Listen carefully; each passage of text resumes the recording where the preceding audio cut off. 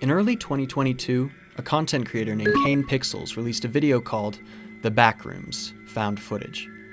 In its first couple seconds, we see some kids working on an amateur film project, before the cameraman appears to take a wrong step and falls through the earth, suddenly finding himself in an eerily familiar office-like setting with buzzing overhead lights and yellow walls in every direction. Now, if you've been part of the internet horror community for long enough, then I surely don't need to explain to you what the backrooms are, but just in case, I found the original post from May of 2019. On an internet horror discussion thread, an anonymous user posted this well-known image alongside the text. Post disquieting images that just feel off.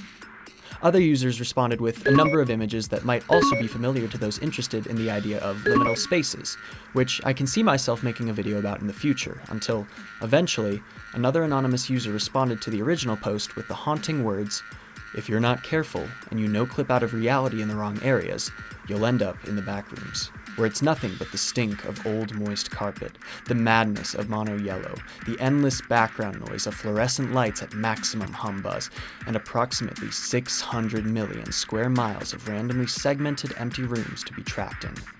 God save you if you hear something wandering around nearby, because it sure as hell has heard you." This prompt would be the launching off point of the backrooms as a staple of internet horror. Since this post was made, a number of different people online have attempted to add to or categorize the lore of the backrooms, and in some circles of fandom, the backrooms contain multiple levels and entities, a complex system of rules and procedures and tie-ins to other popular horror creations from that era. The internet horror community, especially on YouTube, is one of my favorite communities of all time, because the creators within it are incredibly proficient at adding to and analyzing each other's content, to such a degree that you never really have to go far to find good horror online, or at least a good analysis of it. But I do think sometimes it can get carried away on a trend, and dilute some of the concepts that made the original work so compelling. To me, the backrooms is much more interesting when the narrative is restricted to the single image we saw in that 2019 post, and the vague warning left beneath it. Adding levels and layers and rules solidifies the interpretation many may have of the place, that it's an alternate dimension or a gate to hell or what have you, but at that point, why does it matter that it's the backrooms anymore? Isn't the story essentially founded on vagueness? At this point, you're probably already commenting, "Oh, classic Connor. He only likes horror if you don't show anything or do anything interesting." And to that I have to say, you're kind of right. While it might be easier to dismiss me as a horror fan who's too weak for horror, that's ignoring the point of my claim. First of all, I consume all types of horror, from Skinamarink to Terrifier, but second, I enjoy the process of using my imagination. Now, I know that people's imaginations work differently, which is probably why some people have a harder time getting into more psychological horror, because it's asking you to look past your primary reaction to the content you're viewing. But can you honestly tell me that you've always been happier with the actual payoff of a horror scene than what you'd imagined? If that's the case, fine, but I'd argue that you're missing out on a fundamental aspect of the horror experience, which is the room to theorize. Well, what do I mean by this? Well, for as much as I might not want to be sawn in half from crotch to head by a hacksaw, this happens in Terrifier, I don't really need to put much thought into why that concept is uncomfortable to me. It would hurt. When I watch that scene, I'm affected in that moment by a depiction of graphic violence, but I've seen graphic violence in horror before, and in real life, unfortunately. There's a whole subgenre called torture porn, so when the scene's over, I'm not really left with anything. My perspective on reality has been unchanged. However, when you enter a situation where there's the implication of danger but no obvious threat, or a situation where something has clearly happened but what exactly you can't tell, that's when your imagination really starts to kick in and you wonder what exactly you found yourself in. And that's what today's video is about. I mentioned the backrooms earlier because they've always triggered a certain level of intrigue in me. Setting is one of the most important parts of horror, and the setting of the backrooms reminds me not just of an office but of an abandoned one. Whether or not you're subscribing to the idea that the backrooms have a much greater depth than what was implied in the original post, it's undeniable that the actual functional design of the backrooms appears to be that of an unfurnished office building. Where did everyone who worked here go? There must have been people here at some point, otherwise how was it built, or why? The backrooms, to me, are ruins. The majority of the games by the studio From Software take place after the climax of that world's story. In Bloodborne, the effects of the Old Blood have already corrupted the majority of the city, and the people who are trying to fight it have all already failed and become victims to it themselves. In Elden Ring, the titular ring has already been shattered, Godwyn assassinated, Queen Marika lost. We're left to explore the effects of multiple conflicts which rose and fell before we even took our first step in the lands between. Why does FromSoft do this? Would it not be more compelling to be an active participant in the story of these places, rather than learning about it from what remains? To that, I point you to the job of a historian. A historian's job, as far as I've learned, is based on making a lot of educated guesses. The further back in history you go, the harder it is to find first-hand accounts of events or explanations of their intricacies. Because of this, historians have to cross-reference other data which reference these events, speak to experts in different fields who might be able to recognize the shape or practical usage of different unfamiliar tools or symbols, and make assumptions based on what remains, and even then, there's admittedly a lot left unknown. FromSoft is great at utilizing this style of ambiguity in the world building for their games. The NPCs which remain around the world tell you bits and pieces of their understanding of reality, and during your journey through Lordran or Yharnam or the lands between, the merging of these perspectives creates the narrative of a vibrant world lost. One of my favorite examples of this actually spans across two games, Dark Souls and Dark Souls 3. A minor spoiler for Dark Souls 3, but it takes place in the same world as Dark Souls 1 after an uncertain amount of time has passed, likely a number of generations. In the original Dark Souls, after a couple hours of playtime, you finally make your way to a place called Anor Londo. Anor Londo was seemingly the capital of Lordran, and the place where one of the most powerful figures in history, Gwyn, Lord of Sunlight, built his palace. When we get there, carried there by these strange, fleshy demon things, it's gorgeous. Surprisingly so. Until this point, we've been surrounded by nothing but cracked stone and broken tiles with grass poking up from dirt, hollowed out corpses of the abandoned denizens of this place wandering aimlessly from decrepit room to decrepit room. So to now see a place so pristine, so arguably beautiful, and empty of regular life, it feels strange. The stairs up to the main castle in Anor Londo are separated into two sizes, regular and massive. We know from the lore, or more likely from watching Vatividya, that this used to be a place where humans and giants lived in tandem, and in fact, we can even find one of the giants still tinkering in one of the rooms to the side. But he's seemingly all that remains sane in this place. There are enemies littered throughout the area, regular sized and up, but we can tell that quite like the scrappy hollows we've encountered throughout the rest of our playthrough, they're mindless in quite the same way. You might be wondering, Connor, in all this footage, Anor Londo seems clean and somewhat alive. Does it really count as a ruin? And that's a fair argument, but you don't have the full story quite yet. If after the main boss fight of the area, you go out of your way to attack the big titty lady chilling in her room, she'll disappear, and suddenly you'll realize that a sizable portion of the things you encountered in Anor Londo were illusions. The warm sunlight darkens into an empty night, the friendly characters you've interacted with up until this point are suddenly aggro, and you encounter a further feeling of loss as you see this place in the literal new light that exemplifies what has happened here. The sun has set on Anor Londo, on Gwyn and his Age of Fire. This moment represents a smaller version of a larger theme of the game, the decision whether or not to carry on through violence, fear, and suffering, or to finally let things quietly end and slip back into oblivion. This theme is a big one throughout all of the Dark Souls series. Though you may not realize it while you're playing, in at least Dark Souls 1 and 3, the world you're fighting for is the world you're in. The life force of the world is a burning flame, hidden away from the majority of humanity and guarded by a powerful and likely insane historical figure. In Dark Souls, this is, as we mentioned before, Gwyn, Lord of Sunlight. If I'm to understand the lore correctly, which I probably don't, Gwyn was involved in the initial creation of this burning flame, alongside a few other powerful figures, most of which you encounter and fight in the game, last of all Gwyn, if you get far enough. The thing is, this flame that Gwyn is defending is responsible not only for the life in you and your compatriots, but also the life in every enemy, every monster, every annoying boss who kills you over and over and over.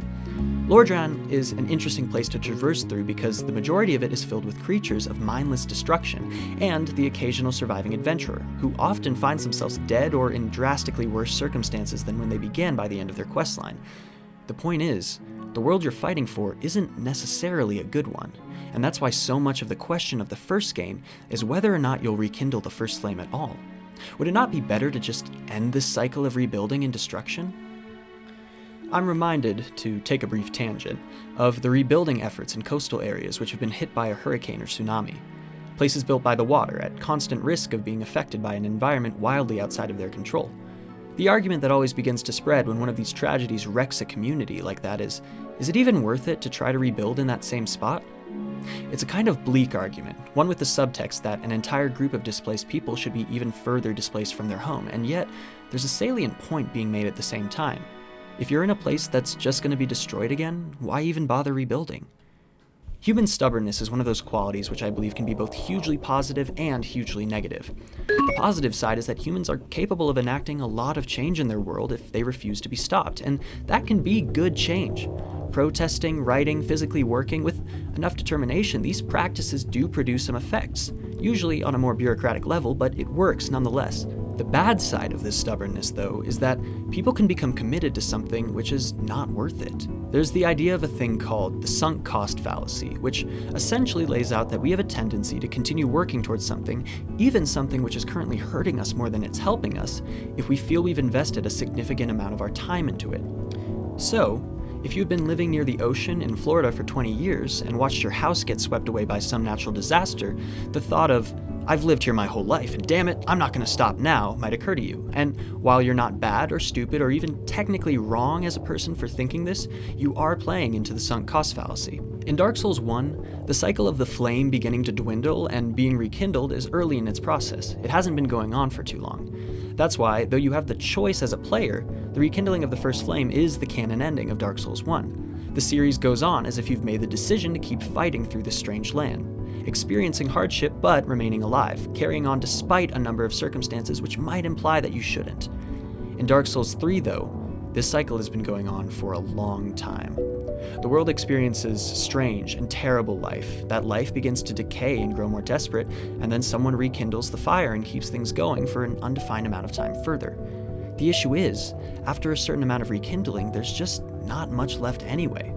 Imagine a real fire, a campfire out in the woods. Sure, you can keep poking at the fire, but after a certain point, you'll be working with just ash. It'll require more and more wood to keep burning, necessitating further and further effort to keep it alive, until suddenly, the cost of keeping it burning outweighs the effort necessary, and finally, you just go to sleep for the night. When you reach Anor Londo in Dark Souls 3, it really feels like a ruin then. Whole massive bits of architecture have collapsed and fallen down to the city below. The halls are filthy and filled with much more parasitic and actively feral enemies, and the final room, the one where you had the memorable boss fight in the first game, is now filled with garbage and refuse. The corpse of a familiar figure from the first game now being puppeted by a being of pure malintent and hunger. That's not the only familiar cadaver you'll find. In the same room as he was tinkering in the first game, the slumped form of the giant now lays rotting.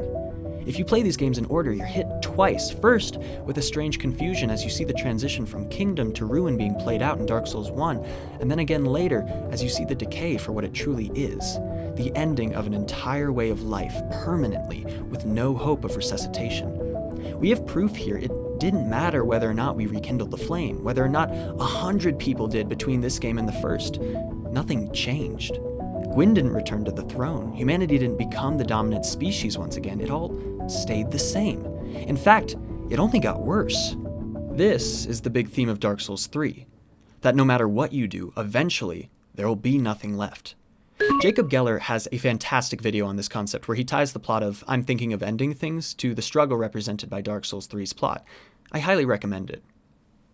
When you finally reach the end of the game, the official one at least, you're once again asked the question, do I keep things going or do I let them end? There is a canon answer here, but I won't give it to you. I'll just remind you of the fallacy we mentioned earlier. Sure, you and so many people before you have devoted so much time to keeping the world alive, but now, as things decay even through each rekindling, is it really worth it? The world is already so empty, so filled with struggle and loss and many, many empty places which used to be filled. And if you play through all the DLC, you're shown firsthand what happens if this cycle remains. The world becomes an echo of itself, a wasteland, kept alive in a vegetative state. Is it worth it to keep going just for the sake of remaining? That's up to you, I suppose. In the realm of gaming, it's interesting when a ruin is designed as an intentional setting, but it's even more interesting when the game becomes a ruin itself. Think of a Minecraft server. You and a bunch of friends get together in an empty world and populate it with structures and farms and anything you can think of. It's Minecraft, the only limit is your imagination. There's kind of an ending to Minecraft, a screen which you can reach after defeating the Ender Dragon, but truthfully, it's a game where you set your own goals. No one tells you to build a farm, you just get hungry and realize it would be easier to have a consistent food source. You're not required to go mining for diamonds, but after going through so many stone and iron tools, you might see the value in a stronger material. The single-player experience of Minecraft is fairly different from the multiplayer one. There's already a strangely nostalgic loneliness to Minecraft's single-player mode, but on a server, that's usually the opposite of the case.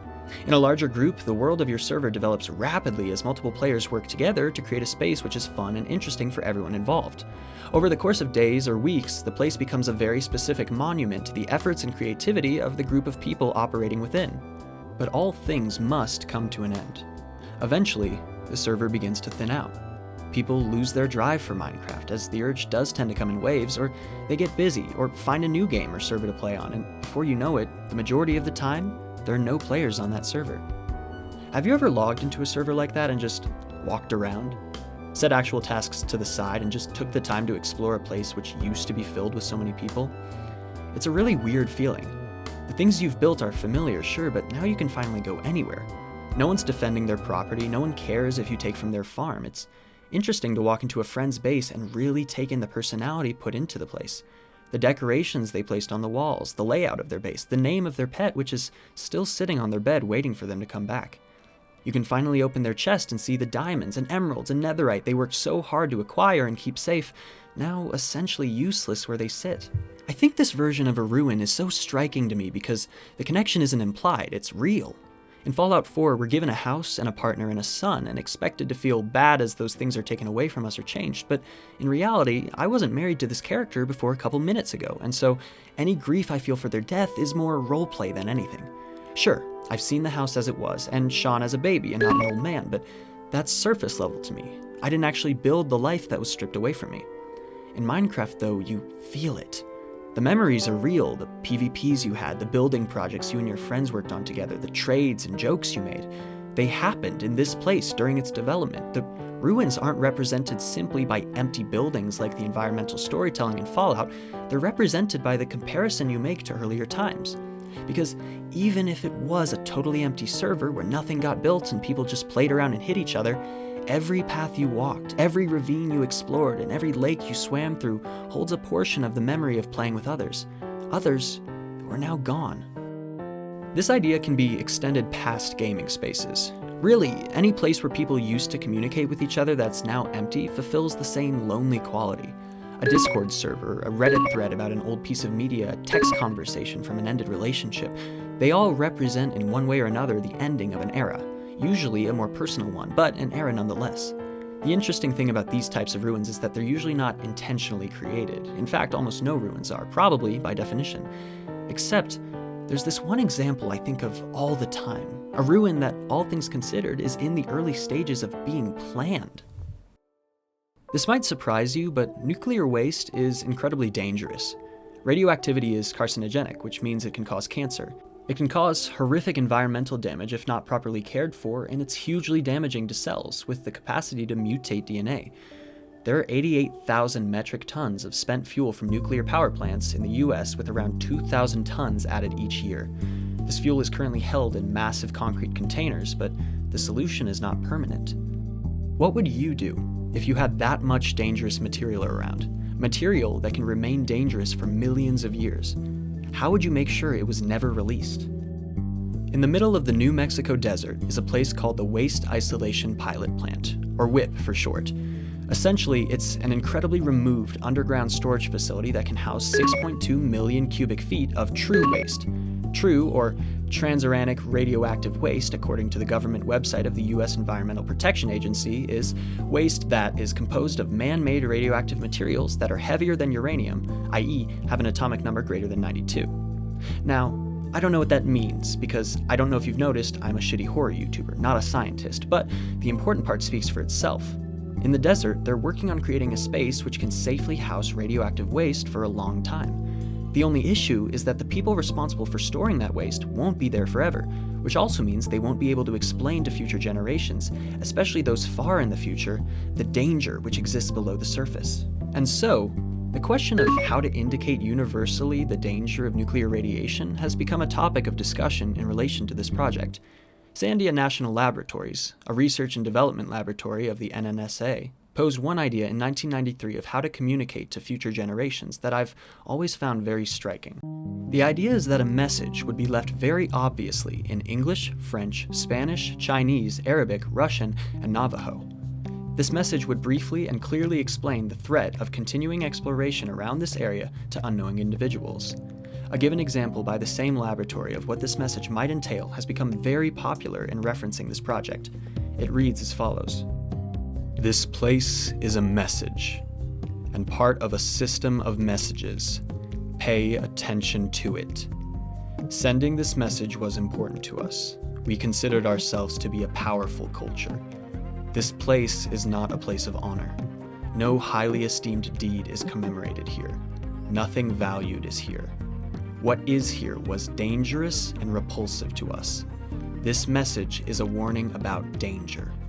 The danger is in a particular location. It increases towards a center. The center of danger is here, of a particular size and shape, and below us. The danger is still present in your time as it was in ours. The danger is to the body, and it can kill. The form of the danger is an emanation of energy. The danger is unleashed only if you substantially disturb this place physically. This place is best shunned and left uninhabited." This message, even by itself, is very striking because of the way it's written. It's a piece of information not meant for anyone who could possibly be alive at the time of its writing. It's essentially founded on the idea that we'll be gone by the time it's necessary to read it. And yet, this message is not a guaranteed success because, depending on how things go, and we have no way of knowing, the chosen languages this message is transcribed in might not exist by the time the message is rediscovered. And the conversation starts up again. How do we keep people away from this place? And that's where the really spooky idea comes in. The report made by Sandia, in which the concept of the messages were laid out, also includes ideas for different physical markers which might visually imply the danger beneath the surface of the desert. The most infamous of these ideas is that of the spike field. If you were traveling through a drastically changed America, one where the laws, languages, and understandings of science were different or lesser, and you came across unfamiliar writing on slabs in the desert, you might be a little confused. But if you couldn't read it, and the symbols didn't mean anything to you, you'd have no idea the weight of the warning that was meant for you. But if you continued forward to find massive and clearly man-made black spikes jutting at uncomfortable angles out from the ground surrounding a strange-looking black circle, you might get the impression that there was something dangerous waiting for you there, and maybe, just maybe, you'd leave it alone. Essentially, in creating a space which is invisibly inhospitable, scientists have realized that they need a visual indicator of this danger, and so they create architecture which is meant to be avoided. Now, the spikes are scary and overwhelming, but an even more interesting idea was posited in the same report: to create an artificial rubble landscape. What this means is that a large square-shaped pile of destroyed rock, which would resemble an actual destroyed building or buildings, would be created to give the impression of ruins in the area, a place affected by drastic change, and yet it would be completely false. It wouldn't be a house built for residents that became ruins, it would be a house built to be ruins. How strange is that? To account for our own absence, we create a thing which normally creates itself. And the reason why is self-explanatory.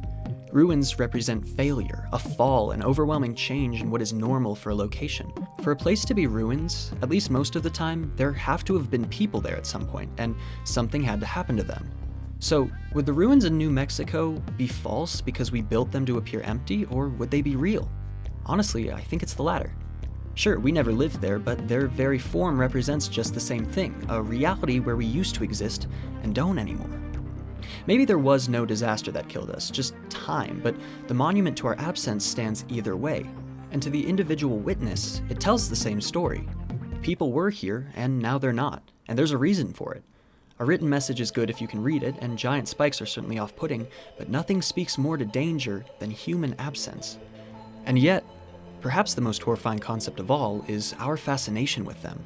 Our desperation to understand the mystery of Stonehenge, to explore all the passages of the Egyptian pyramids, to find the lost city of Atlantis. We're consistently on the hunt for these stories of emptiness, and not just on the large scale.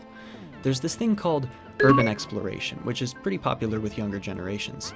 In fact, I have a few friends who participate in it themselves, but I've always made the decision to distance myself from it. These people explore abandoned houses, factories, apartments, whatever, just any place where there very clearly used to be people but aren't. Typically, their emptiness isn't so villainous or dangerous as something like Chernobyl, which many are drawn to exploring despite the clear risks, and yet, still, there's a danger in going to any place that's fallen to abandonment. The structure is usually not well cared for and has the potential to give way or break if walked on. There could be wild animals, venomous or predatory ones who've taken up residence in our absence, and if not that, there could be squatters or other unexpected individuals. I saw a video once about an abandoned house in Philadelphia with a booby trap on its staircase. Stepping on a certain part of the staircase caused what looked like a crutch with a knife duct taped to it to swing down and stab you in the face. I'm good on urban exploration. There's so many people on the planet, frustratingly so. It's hard to go anywhere and be completely by yourself. Not really. I think that's why we're so drawn to these places. Not necessarily because we like being alone that much, but because it's odd to find a place which was clearly meant for humans with no humans in sight. When you find an abandoned basement, room, house, complex, the question which invades your mind, piques your curiosity, and moves you into the historic emptiness of that place is, why? Why is no one here?